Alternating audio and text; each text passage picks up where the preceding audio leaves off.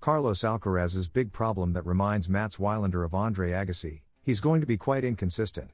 Mats Wilander has reflected on Eurosport about the current moment of Carlos Alcaraz, who is yet to find his rhythm in 2025. For the former world number 1 and Eurosport analyst, there are reasons to be concerned about the slump the world number 3 is going through. He's going through what he will experience for the rest of his career: inconsistencies, the Swede asserts, recalling the case of Andre Agassi.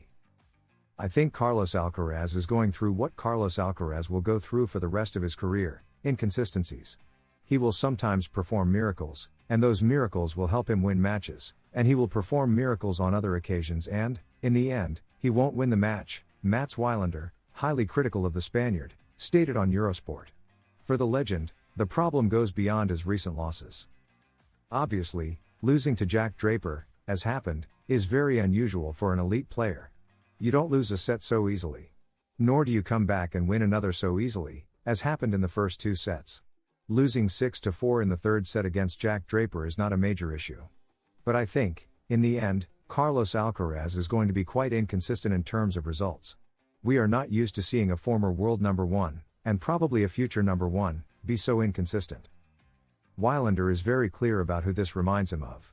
You have to go back to the time of Andre Agassi when he won tournaments and Grand Slams, and then suffered first-round losses, especially when he arrived in Europe, whether on indoor courts or clay, and then returned to the United States and won major tournaments again, becoming world number 1. I think Alcaraz's inconsistencies are there, he points out. And he adds an important distinction: I don't think it's the same with Sinner. At the same time, I think that every time Carlos Alcaraz loses a match, at least 5 players in the world think, okay, wait. If he can beat Alcaraz, well, I can beat him next time, Wilander also opines. His reflection on this matter makes it necessary to see the best version of Carlitos in the future. I think it's good for the locker room when Carlos Alcaraz loses, because I believe that against Alcaraz, many players feel intimidated and think, my God, this guy is much better than me. I don't think I have any chance of winning. But every time he loses, that green light goes on in the locker room telling them, you are ready. You have a chance to win this match today. And I think that's the problem for Carlos Alcaraz. Carlos Alcaraz had a great opportunity during the hard court swing in the United States to get closer to the world number 1 ranking, but things didn't go as expected. Instead of cutting points from Jannik Sinner, the Spaniard saw the Italian's lead remain solid despite his absence due to suspension. What does this setback mean for Alcaraz? How does it affect his path to the top of the ATP rankings? Let's explore what has happened and what lies ahead for the Spaniard in the clay court season. The double sunshine, consisting of the Indian Wells and Miami Masters 1000 tournaments, was the perfect stage for Carlos Alcaraz to take advantage of Jannik Sinner's absence and reduce the points gap in the race for world number 1. However, the American Tour left a bitter taste for the Spaniard. In Indian Wells, he reached the semifinals but lost to Jack Draper, who went on to win the title. In Miami, the surprise was even bigger. He lost in the second round to David Goffin, an unexpected result that left him unable to gain valuable points. The defeat in Miami was a heavy blow since in 2024 Alcaraz only reached the quarterfinals, meaning he had room to improve his score. However, by falling so early, he ended up losing 190 ATP ranking points. On the other hand, Alexander Zverev also failed to capitalize on Sinner's absence, exiting in the Miami round of 16 and losing 300 points in the process. Paradoxically, despite his suspension, Jannik Sinner remains comfortably atop the ATP rankings. The Italian lost 1,000 points for not defending his Miami title, but his lead remains solid. Currently, Sinner leads the ranking with 10,330 points, followed by Zverev with 7,645 and Alcaraz with 6,720. Behind them, Taylor Fritz and Novak Djokovic took advantage of the American swing to gain points, with 390 and 650, respectively, closing in on the standings. This situation puts Alcaraz in a tough spot heading into the clay court season. Although clay is his favorite surface, where he has historically achieved great results, he will now be under pressure to rack up points if he wants to stay in the race for the number 1 ranking. Moreover, Sinner's absence turns out to be a double-edged sword. While he didn't compete these months, he will return with a comfortable lead and the chance to extend it if he performs well. Alcaraz's clay court schedule has undergone some adjustments. Initially, his team had decided to skip the Monte Carlo Masters 1000, but after his early exit in Miami, it now appears that he will participate in the tournament. Thus, his roadmap would include Monte Carlo, Barcelona, Madrid, and Roland Garros, while Rome might be skipped to allow some rest before the season's second Grand Slam. A key factor for the Spaniard will be regaining confidence and finding his best version in crucial moments. In recent tournaments, he has shown some inconsistency, which has cost him unexpected losses. To compete for world number one, he will need to be more consistent in his performance and prove why he is one of the best players on clay. The situation is clear: if Alcaraz wants to stay in the race for the ATP number one ranking, he will need an almost perfect clay court season. He not only has to win titles but also must avoid dropping points in key tournaments like Barcelona and Madrid, where he couldn't compete in 2024 due to injury.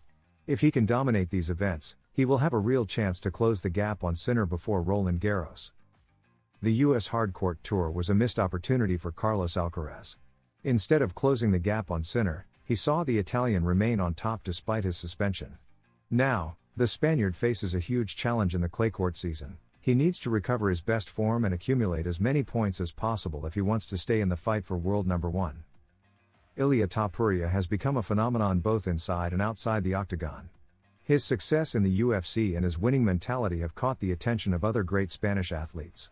Carlos Alcaraz, considered the future of world tennis, has confessed on several occasions that Topuria motivates him in his daily life.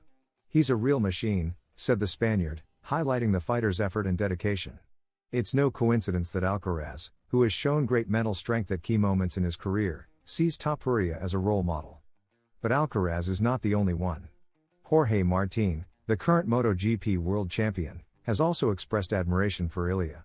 In a recent interview, the Madrid-born rider revealed that before his races, when nerves are at their peak, he often watches motivational videos of Topuria.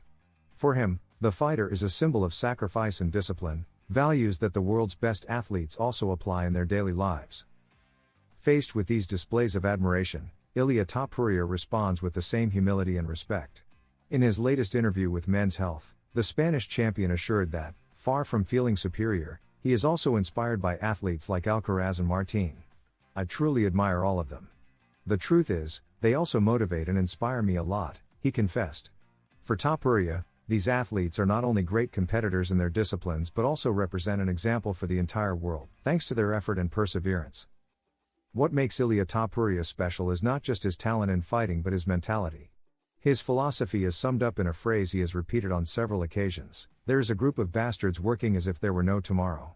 So, you'd better work even harder than them, because in life, there are few opportunities, and only those willing to sacrifice themselves succeed." This way of seeing life in sports is what has taken Ilia to the top and what makes other athletes see him as a reference. Behind his success lies a story of sacrifice. Unlike other sports where sponsors and academies can make a difference, in the octagon, everything depends on the fighter. It doesn't matter who your father is, who your cousin is, who your brother is, it's just you against your opponent, and only the two of you are in there, Topuria explained in his interview. This mentality of self-sufficiency and total responsibility is something he shares with great athletes like Alcaraz and Martin, who have paved their way through hard work and discipline. It is precisely this determination that unites them and makes them stand out in their respective fields. Alcaraz in tennis, Martin in MotoGP, and Topuria in the UFC have all proven that talent alone is not enough. Success comes with sacrifice, hard work, and the ability to stay focused on one's goals. Each of them has had to overcome obstacles, defeats, and difficult moments, but they have known how to turn those experiences into fuel to keep moving forward. The mutual admiration among these athletes is not only a reflection of the respect they have for each other but also proof that success is not achieved alone. Finding inspiration in others, learning from their experiences, and sharing that winning mentality is key to reaching the top. In a highly competitive world like professional sports, surrounding oneself with positive examples can make the difference between being good and becoming a legend. Ilia Topuria, Carlos Alcaraz, and Jorge Martin are proof that success is not a matter of luck but of hard work, sacrifice, and mentality. Their mutual admiration reflects the values that have taken them to the top and that make them role models both inside and outside their sports. What does it take to become the world number one at just 19 years old? Discipline, sacrifice, and an unbreakable mentality. Now, thanks to Netflix, we will get to see Carlos Alcaraz's journey to the top of world tennis up close. On April 23, Carlos Alcaraz, My Way will premiere, a docuseries that will show us the most human and personal side of the Spanish tennis star. What's behind his success? What has his journey to the elite been like? Let's find out. The story of Carlos Alcaraz is one of extraordinary talent combined with relentless hard work. At just 19 years old, in 2022, he became the youngest world number one in tennis history. But beyond records and trophies, there is a story that very few people know, that of a young man who has sacrificed a lot to reach the top.